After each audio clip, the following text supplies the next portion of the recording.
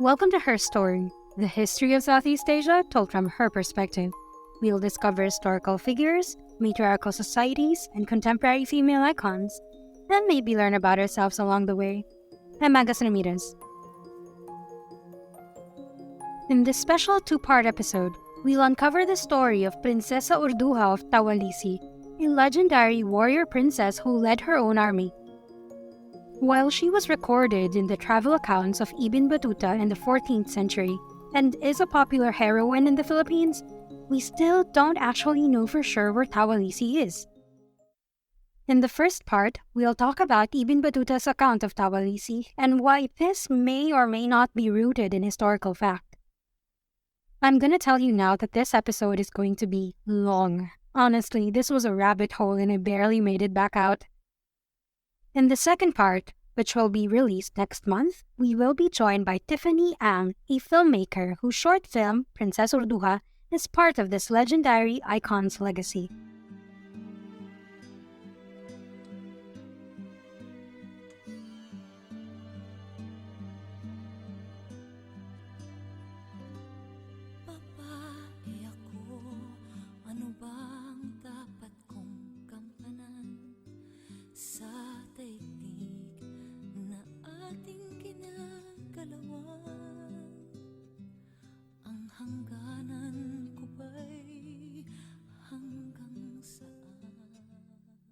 Prinsesa Urduja was part of my very first set of flashcards on Philippine heroes, and she was one of the few women who made it on there.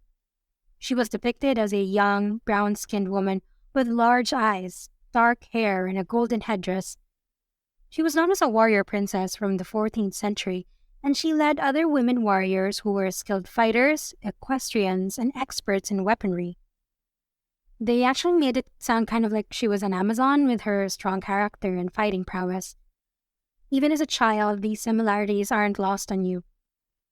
She was said to be from Pangasinan, a western area of the island of Luzon along the Lingayen Gulf and West Philippine Sea.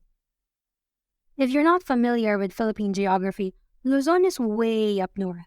Remember this, it becomes important later. I do think most Filipinos grow up with some recognition of her name, but not much else. We think of her as a pre-colonial heroine and a model of Filipino strength. For some reason, I thought she was from Visayas or Mindanao to the south because of the clothing usually used in the drawings. I did a poll among my friends and they said they remember her to be from Pangasinan, Pagsanhan, Panlawan, so something along those lines. But as is normal of stories from so long ago, it is difficult to separate fact from fiction. We know about Urduja mostly because of the writings of one Abu Abdullah ibn Battuta. Now he was born in 1304 during the era of the Marinid dynasty into a family of Muslim legal scholars in Tangier, Morocco. He studied law as a young man and in 1325 left his native town to make the pilgrimage, or Hajj, to the sacred city of Mecca in Arabia. He took a year and a half to reach his destination, visiting North Africa, Egypt, Palestine, and Syria along the way. After completing his first Hajj in 1326, he toured Iraq and Persia, then returned to Mecca. In around 1328 to 1330, he embarked upon a sea voyage that took him down the eastern coast of Africa as far south as the region of modern Tanzania. On his return voyage, he visited Oman and the Persian Gulf and returned to Mecca again by the overland route across central Arabia. This would just be the beginning of his travels that would span 30 years. He was the original #Wanderlust. By the time he retired, he visited most of the Islamic world and many non-Muslim lands, including Central Asia, Southeast Asia, India, and China. He traveled the medieval world so widely, far surpassing the distance covered by Marco Polo. Near the end of his life in 1369, he dictated an account of his journeys titled, "A Gift to Those Who Contemplate the Wonders of Cities and the Marvels of Traveling," to the poet Jusay al-Kalbi. This became known simply as Ibn Battuta's Rila or Ibn Battuta's Journey. This is where most of our knowledge about the historical Urduja comes from. It's a hefty tome, and we will be quoting from it at length in this episode. I used Gibb and Beckingham's translation of the book, Volume 4. In this part of his journey, Ibn Battuta had just left the territory of the Sultan of Muljawa, having witnessed the ritual suicide of one of the Sultan's slaves with a billhook. After 37 days, they reached the country of Tawalisi.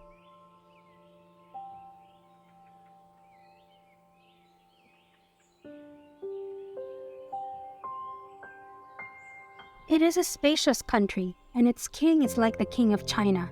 He has numerous junks with which he fights the king of China until they sue for peace on conditions. The people of this country worship idols. They are of handsome appearance and most resemble the Turks. Most of them have reddish coloring. They are brave and intrepid. Their women ride horses, understand archery, and fight just like the men. We anchored in one of their ports in the city of Kailukari, one of their finest and largest cities. The captain disembarked to meet them and took a present for the king's son.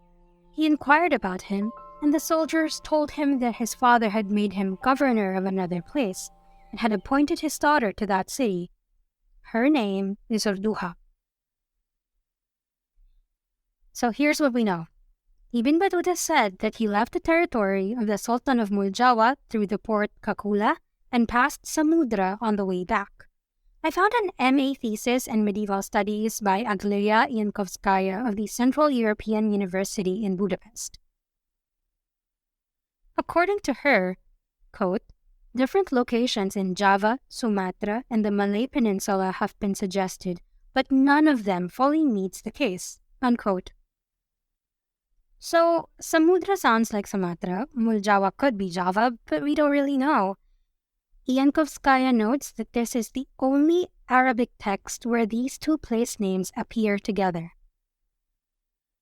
Continuing Ibn Battuta's account.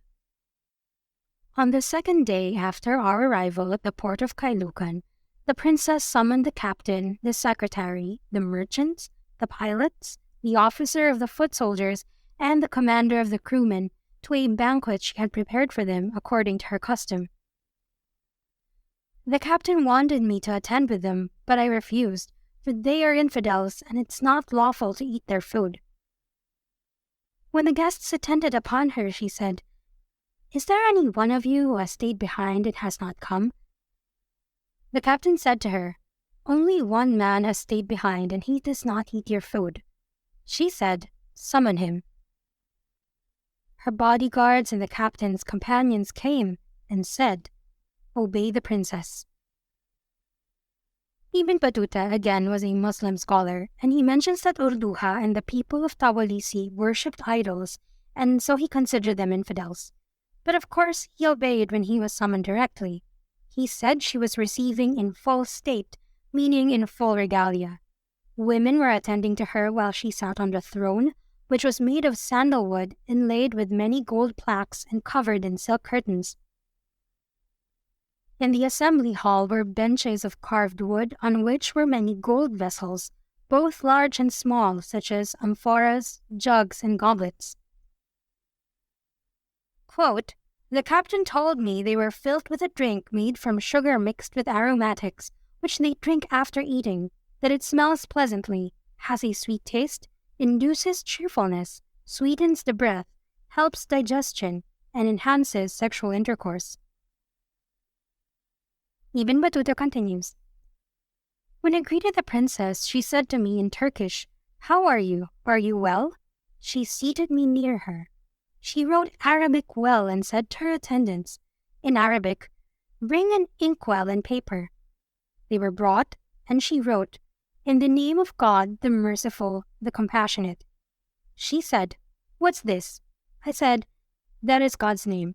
She said, "Good." Then she asked me from which country I came. I said, "From India." She said, "The pepper country?"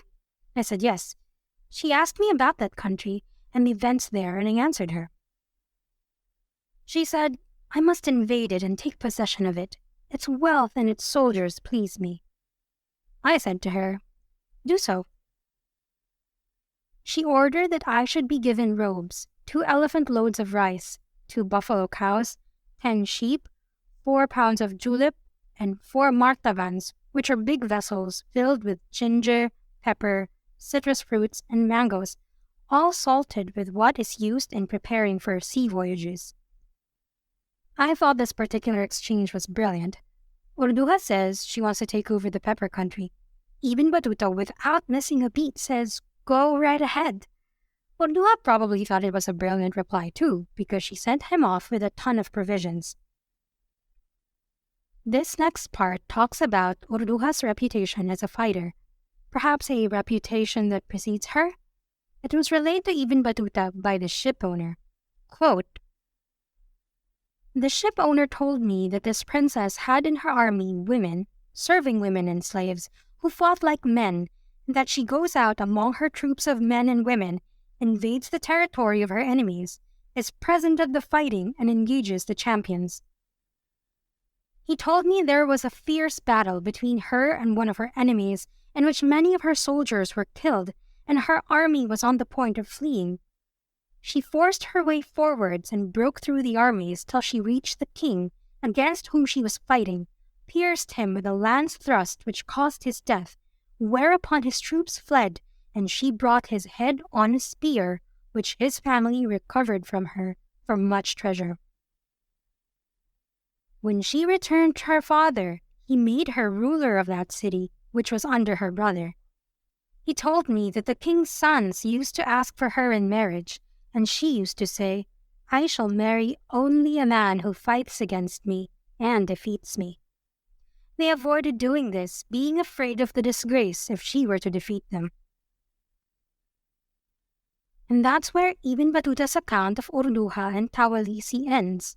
After the break, we'll talk more about whether Urduja was real or not, and if she were, where was Tawalisi? Hello there, my name is Jinx. And I'm Faith, and together we're the two-woman team of Synchronicity Events PH. Synchronicity Events is an events coordination group that can help you plan and put together celebrations for your life milestones so that you can be worry-free on the actual day itself. Drop us a line on Facebook at Sync Events PH. That's SYNC Events PH. You can also catch us on YouTube to get some insider info, tips, and trends in the events industry here in the Philippines. Find us, Jinx and Faith, on YouTube as Hustle Girlfriend. Girlfriend spelled as GF, and don't forget the exclamation point at the end. And see you on our socials!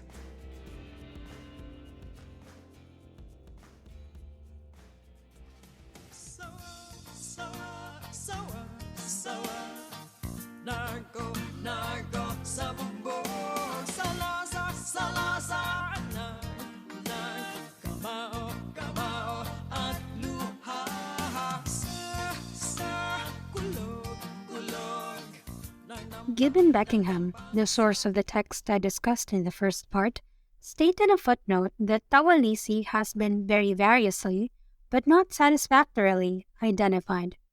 Candidates include Cambodia, Cochin China, Champa, Tonkin, Celebes or Sulawesi, Tawal Island in the Moluccas, Brunei, and Sulu. A Sir Henry Yule admitted to a faint suspicion that Tawalisi is really to be looked for in that part of the Atlas which contains the marine surveys of the late Captain Gulliver. So for Henry Yule, Tawalisi never existed. A Professor Yamamoto would connect the name with the princely title Taval in use in Champa.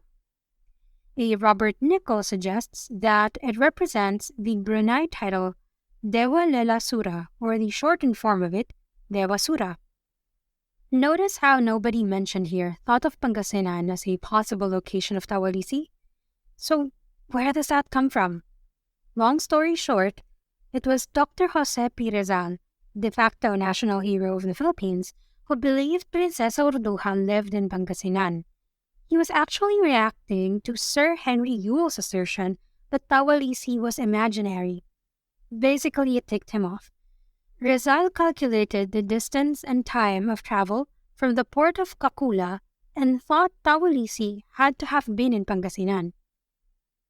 In 1916, Dr. Austin Craig, in a book, Particulars of the Philippines' Pre-Spanish Past, quoted Rizal as saying, "While I may have doubts regarding the accuracy of Ibn Battuta's details, I still believe in the voyage to Tawalisi." Tawalisi was also said to have been in contact with Mongol-ruled Yuan China, so the Turkic language may have been Mongolian? But Professor Nicolas Safra, former chairman of the Department of History at the University of the Philippines, wrote an essay in 1952 called Rizal on the Location of the Kingdom of Princess Urduja. In it, he questions the claim that Princesa Urduja's kingdom was in Pangasinan. He says, the key to the mystery lies in the identification and location of Tawalisi. He examined the hypotheses of scholars, including that of Rizal, and found them implausible. He argues that Tawalisi is not in Luzon, but in the southeastern part of Indochina, and that she cannot be regarded as an authentic historical character in Philippine history. This is a lot to process. For many Filipinos, I think this is a lot like finding out Santa Claus doesn't exist all over again. Jordan Clark, who directed the Aswang phenomenon, conducted his own research into Urduja after Pangasinenses questioned the inclusion of Urduja in his chart of Philippine myth, folklore, and beliefs. They didn't feel she should be included in Philippine myths because she was a real person. I asked his permission to discuss his article via Instagram and he very graciously agreed. So using that article, let's trace what happened. Rizal reacts to Yule, Craig quotes Rizal, then the theory went unchallenged and was published in Benitez and Benitez's 1925 Stories About Great Filipinos, and later in the 1953 Encyclopedia of the Philippines by Zoilo M. Galang. Jordan Clark writes, during one of the annual conferences on Princesa Urduja held in Pangasinan, local scholars passionately defended the embattled princess and tried to convince the oppositionists of her existence as a historical figure with evidence drawn from a proliferation of materials and documents. These were, first, Professor Antonio del Castillo, author of the 1986 book Princess Urduja, Before and After Her Time. One of his pieces of evidence is the linguistic reference to objects presumed to exist in the exact place. Quoting William Henry Scott, the words Gawat Wabatek Katur are in archaic Pangasinan, Gawat Kabatek, meaning a dye or paint, and Kutoro, which means pencil or an implement used for writing. He also mentions two key witnesses, the Franciscan Father Odoric of Pergons, Italy, 1324, and of course, Ibn Battuta of Morocco, who were both on their way to China through the Arab route when they chanced upon this progressive kingdom. Second, Catalina Catanawan, a local scholar and anthropologist dabbling in journalism. I love her name, by the way. She strongly attests to the historical reality of Urduja and Tawalisi. She pointed out that there were artifacts excavated from Bolinao, Pangasinan in 1964, which bore resemblance to the description of the kingdom contained in Ibn Battuta's account. These artifacts are dated somewhere between the 11th and 12th centuries. Bolinao is now an archaeological site and is believed to have been a center of culture and trade linking Luzon to China before colonial rule. So who was on the other team? The Tawalisi was never in Pangasinan team? Besides Nicolas Safra, who I mentioned earlier, there's also Pangasinense historian Dr. Rosario Cortez of the Department of History of the University of the Philippines and Professor Rose Maria Ikagasi. They pronounce the story of Princess Urduja as more fake lore than history. Incidentally, Cortez was the first scholar to write a comprehensive history of Pangasinan. Then there was Dr. Mamitua Saber of Mindanao State University, who quoted Professor Charles Beckingham. Beckingham translated Ibn Battuta's account from Arabic to English. Quote, I am increasingly skeptical about Ibn Battuta's alleged travels in Southeast Asia and China. They do not seem to me to be genuine account of real journeys. I suspect that the problem is not so much identifying where he went as finding the source of information he gives. So this is interesting, right? We all came from the assumption that Ibn Battuta was telling the truth and that it was just a matter of figuring out where these places were. That plenty of people think that Ibn Battuta was blowing smoke or misremembering things. After all, he dictated the book towards the end of his life and not immediately after his trips. Dutch scholar Ralph Elger writes that there are numerous indications that Ibn Battuta's travel account is not based on his own observations. For example, there were inconsistencies in the descriptions of rulers who verifiably governed before or after Battuta's lifetime, as well as the geographical details. Elgar points out that there are striking resemblances to various writings of his era, primarily to a pilgrimage account written by a certain Ahmad ibn Jubair. Pages of this work were either slightly reworked or copied word for word. Elgar wrote, "Many of Ibn Battuta's accounts do not provide us with his immediate travel impressions at all, but rather confront us with his skill as a plagiarizer." Jordan Clark writes that Ibn Battuta, Rashid al-Din Tabib's, and Marco Polo's writings share extremely similar sections and themes, and some of the same commentary.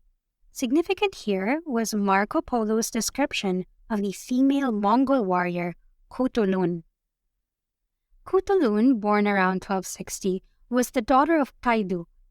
Kaidu, grandson of Genghis Khan and cousin of Kublai Khan, reigned from western Mongolia to Oxus and from the central Siberian plateau to India. Marco Polo described his daughter, Kutulun, as a superb warrior, one who could ride into enemy ranks and snatch a captive as easily as a hawk snatches a chicken. She assisted her father in many battles, particularly against the Yuan dynasty.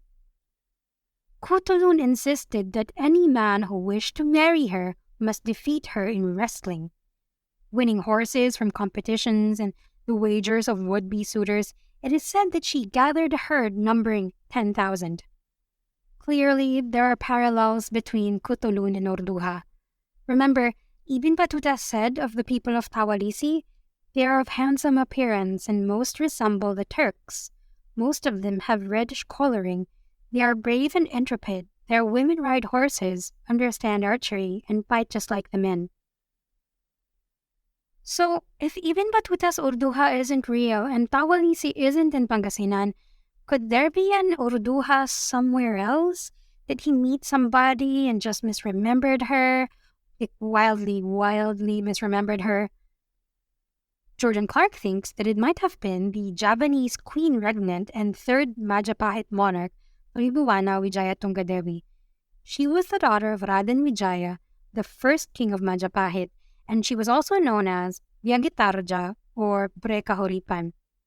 Now this might make sense because she reigned from 1328 to 1350, right smack during Ibn Battuta's post-trip to Southeast Asia. I have no idea if it's possible that she's Urduja, but we do have an upcoming episode on Tribuana Wijaya Tunggadewi, so maybe we'll pick this back up next time. Prinsesa Urduja, historical or mythical, is important nevertheless. In the province of Pangasinan, the governor's residence in Lingayen is named Urduja House. A statue of Princess Urduja stands at the 100 Islands National Park. There's an elementary school, general hospital, bank, and even a star named after her. According to the NASA database, 5749 Urduja was discovered and named in 1991 by Eleanor F. Heelan. She has also captured the imaginations of filmmakers for decades. Back in 1942, the film Prinsesa Urduja was released starring Gloria Liatco, aka Mona Lisa, and Fernando Poe Sr. In 2008, an animated film adaptation was created by an all-Filipino group of animators. It also featured an all-Filipino voice acting cast with Regine Velasquez in the lead role.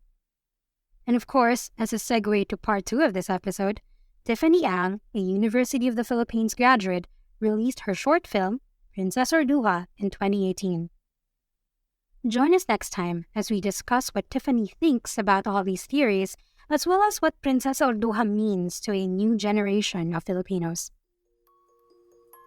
Producing a podcast like this takes a lot of time and research. If you like what we do, consider joining our Patreon like Laura, Yati, Kara, and Mando, who have been supporting this podcast.